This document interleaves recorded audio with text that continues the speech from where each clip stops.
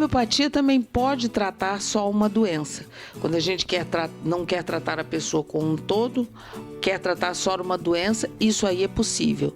Mas, mesmo nesse caso, a gente tem que especificar como aquele indivíduo expressa aquela doença. Mesmo que a medicina convencional classifique as doenças como se elas fossem expressadas igualmente por todas as pessoas, na prática sempre vai haver algo diferente, onde cada um vai expressar a mesma doença com alguma coisinha diferente do outro, com uma forma única de ser em cada um de nós. Entretanto, em homeopatia, o foco principal é tratar a pessoa como um todo, onde, obviamente, as doenças que essa pessoa apresentar estarão incluídas nesse tratamento. Para isso, não basta conhecer as doenças do indivíduo, mas conhecê-lo de forma integral, conhecendo também as suas percepções sobre ele mesmo, sobre o outro, sobre o mundo, o funcionamento fisiopatológico do seu organismo percebido como partículas sólidas. Se o universo é uma integração de campos de energia que compõem a matéria, então a estrutura celular ela está envolta por uma complexa rede de comunicação simultânea e abrangente.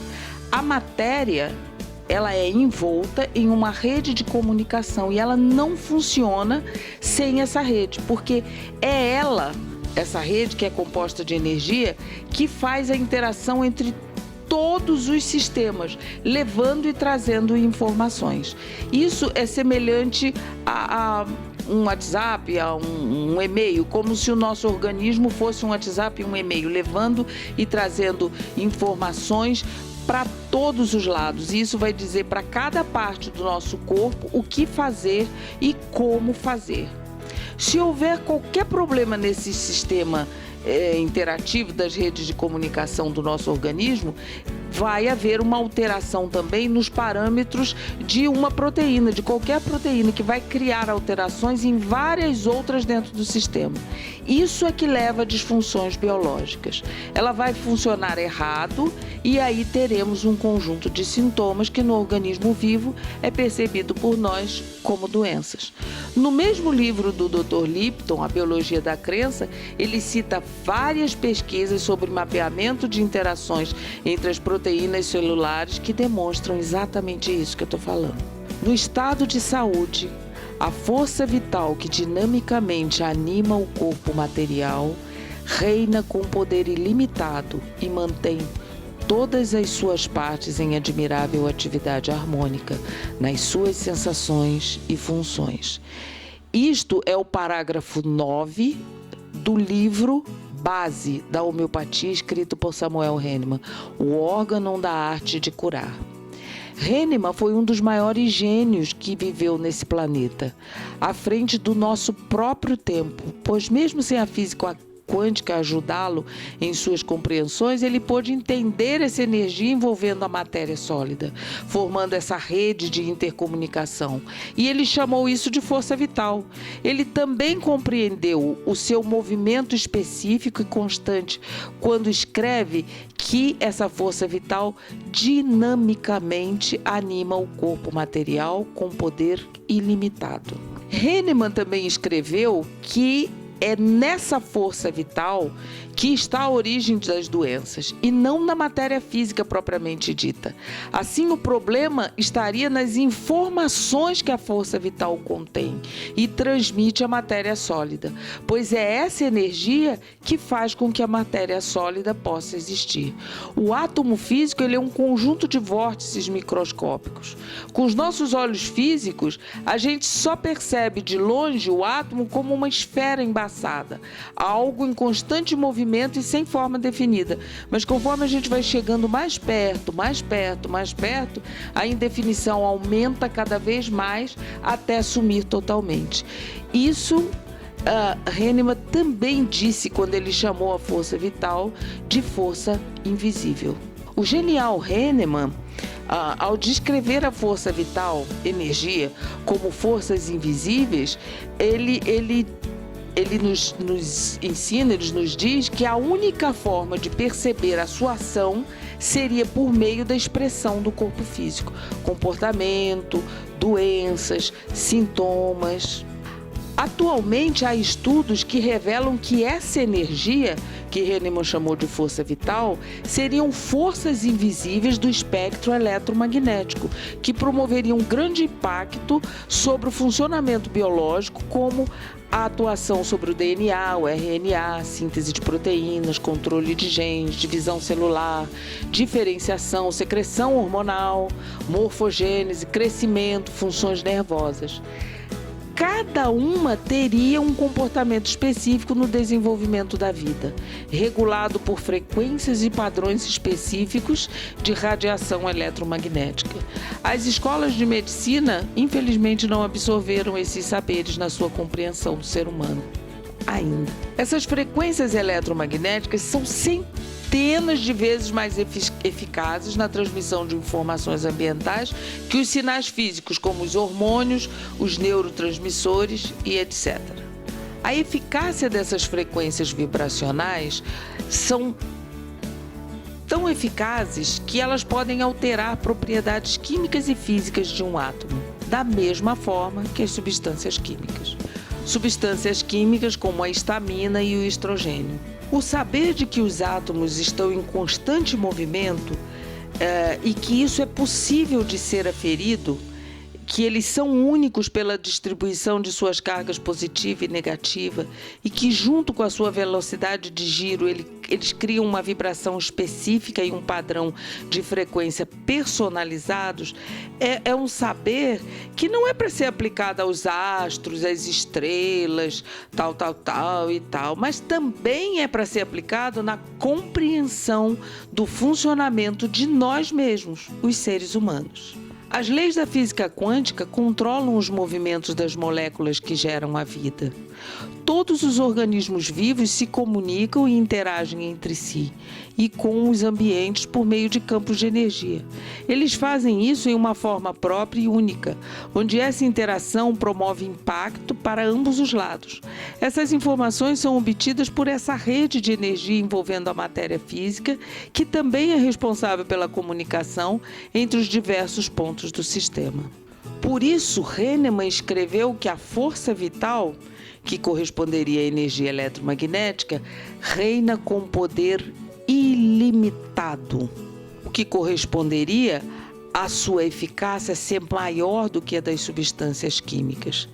E ela, a força vital, mantém todas as partes em admirável atividade harmônica, dinamicamente, o que corresponderia ao movimento descrito em relação aos átomos em constante movimento.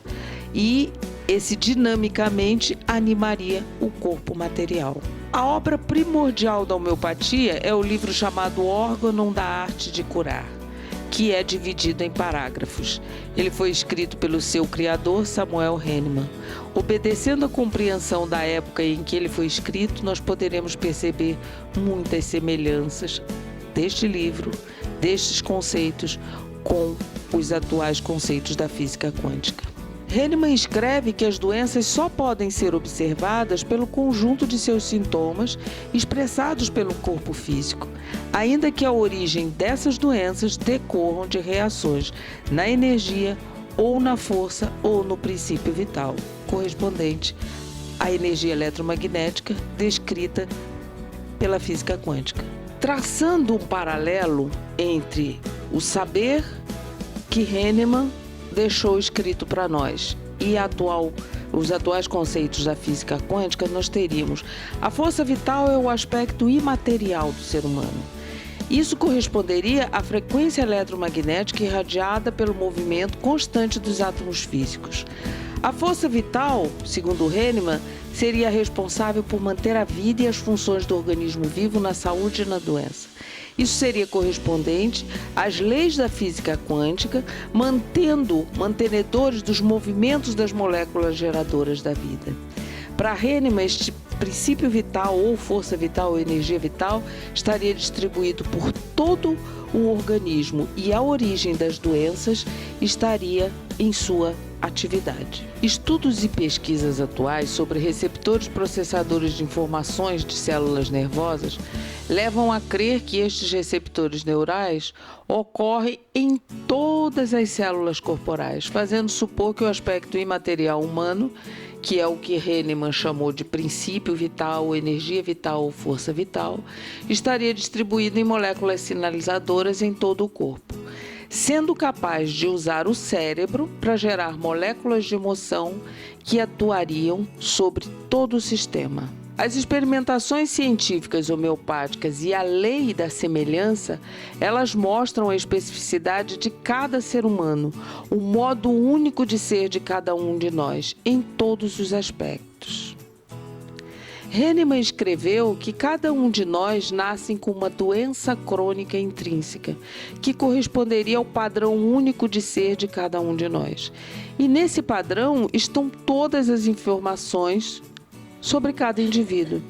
Este padrão teria informações contidas em uma matéria médica homeopática específica a uma pessoa. E foi essa percepção que me fez buscar elaborar o uso da homeopatia como um recurso para fornecer dados a um tratamento psicoterápico que eu chamei de coaching de hábitos mentais, aliando-se à estrutura da terapia cognitiva comportamental e a programação neurolinguística. Hahnemann também compreendeu que as forças puramente físicas são de uma natureza diferente das forças dinâmicas dos medicamentos em sua ação no organismo vivo. Foi por isso que ele criou uma farmacotécnica diferenciada capaz de neutralizar a toxicidade das substâncias, usada in natura, por meio de ultradiluição. E também é capaz, nessa farmacotécnica que ele criou, de potencializar os efeitos medicamentosos específicos de cada substância por meio de um processo chamado dinamização, que permitiria uma atuação orgânica profunda nessas faladas redes energéticas de comunicação envolvendo a estrutura celular, ao ponto de promover equilíbrio harmônico em todos os seus aspectos, desde que o remédio indicado obedeça a uma criteriosa individualização, para que torne possível posteriormente a aplicação da lei da semelhança na escolha da medicação. As experimentações científicas homeopáticas são as únicas que se tem notícia realizadas em indivíduos são. E isso lhes confere credibilidade e fidedignidade nos seus resultados. Por que ela confere credibilidade? Porque ela não permite equívocos ou dúvidas, como as praticadas em indivíduos doentes, onde é impossível separar com segurança absoluta as reações advindas da doença e as advindas da ação da substância experimentada. Ela também não permite equívocos ou dúvidas em relação às experimentações praticadas em animais, que exigem alguma forma de interpretação.